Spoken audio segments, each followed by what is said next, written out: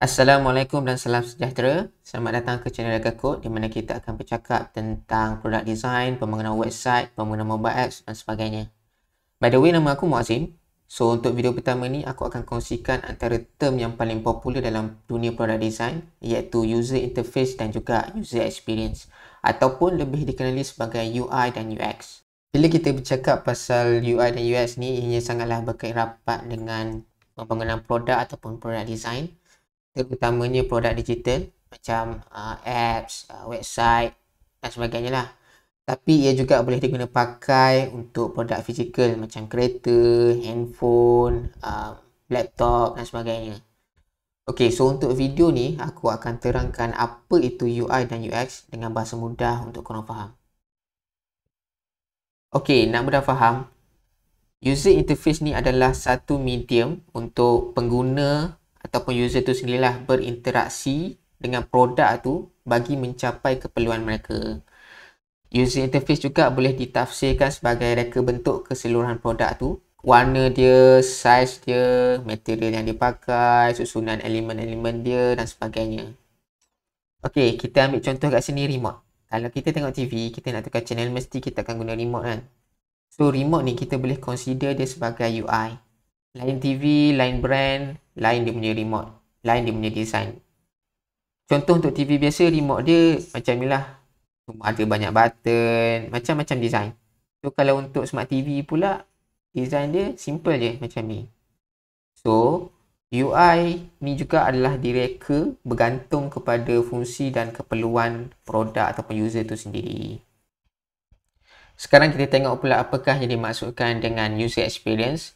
Kalau kita translate dalam bahasa Melayu, maksud dia adalah pengalaman pengguna. So, apa maksud dia sebenarnya ni? UX ni adalah pengalaman user terhadap produk tu sendiri dan sejauh mana tahap kepuasan pengguna dalam mencapai keperluan mereka. Ia melibatkan emosi, perasaan dan tingkah laku user tu sendiri terhadap produk tu. So, pendek kata, ia melibatkan semua aspek interaksi pengguna terhadap produk tu. UX ni juga ia berbeza mengikut jenis pengguna, sikap pengguna, personality pengguna tu dan juga berbeza mengikut keperluan mereka. Okey, kita dah tahu sedikit sebanyak apa yang dimaksudkan dengan UI dan UX. So, untuk lagi faham, kita akan tengok contoh dan beza antara UI dan UX. Okey, so first contoh ni, ini adalah contoh yang paling popular. So, kalau korang Google UI versus UX, mesti akan keluar contoh ni. Tapi contoh ni salah tau. Okay, kenapa salah? Jom kita tengok. Okay, kat sini kita ada botol sos. Satu botol kaca, satu botol plastik ni. Okay, kat sini dia label satu UI dan satu lagi UX. Ini sebenarnya salah. Kenapa salah? Sebab dua-dua adalah produk. Cuma dia mempunyai dua desain botol yang berbeza. So, maksud kat sini adalah dua-dua adalah UI. Satu UI, material dia adalah kaca. Satu lagi UI, material dia macam ni. Okay, so dekat mana pula dia punya UX? Contoh kat sini aku goreng kentang. So, aku nak makan kentang tu dengan sos. And then aku try kedua-dua botol ni lah. So, botol yang mana satu lagi senang nak pakai. Lagi senang untuk aku tuang sos and lagi user friendly. Okay, kalau ikut logik mestilah botol ni kan. Sebab dia just picit je.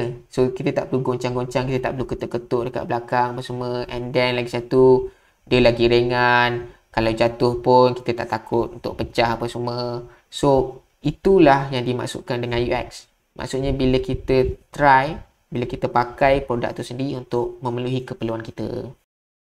Okey, kita tengok pula contoh kita yang kedua. Okey, dekat sini kita ada handphone. Satu iPhone dan satu lagi handphone Sony. Okey, dekat sini kita dah boleh tengok dia punya design untuk kedua-dua handphone ni berbeza. Okay, iPhone design dia macam ni, ada dua kamera, ada logo kat belakang. Sony pula logo dia dekat depan, ada dua speaker, volume button dia dekat bawah. Itu semua adalah UI. So, dekat mana dia punya UX pula? Okay, UX tu is bila kita try guna handphone ni. Contoh kat sini is bila kita pegang handphone ni. So, dua-dua handphone ni akan rasa lain tau dekat tangan kita. So, itu adalah dua UX yang berbeza. Okay, satu handphone kita rasa licin, satu lagi memang sedap untuk kita pegang. Itu baru daripada segi fizikal, belum kita cakap lagi pasal software. Okay, so kedua-dua handphone ni mempunyai OS yang berbeza. Okay, iPhone dia pakai iOS, Sony pula dia pakai Android. Ada sesetengah user dia memang suka iOS, so sebab tu dia beli iPhone. Ada juga dia memang tak suka iOS, sebab tu dia pakai Android. Dia boleh custom dia punya theme, boleh install macam-macam launcher dan sebagainya. So kat sini UX tu bergantung kepada user tu sendiri dan juga keperluan mereka lah. So lain orang, lain dia punya taste, lain dia punya keperluan. So lain lah dia punya pilihan produk. Okey, dekat sini kita dapat lihat UI tu sendiri boleh mempengaruhi kita punya UX. Okey, so apa yang kita boleh rumuskan dekat sini adalah UI dan UX tu sendiri adalah berbeza.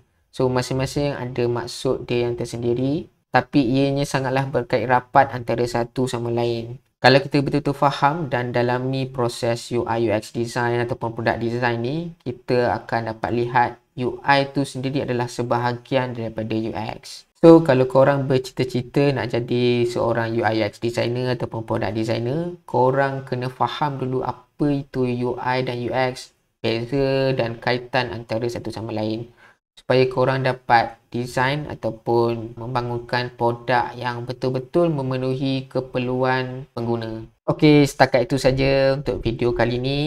Banyak lagi ilmu-ilmu yang menarik yang aku nak sharekan dengan korang, terutama ilmu mengenai product design, UI UX, pembangunan website, mobile apps dan sebagainya.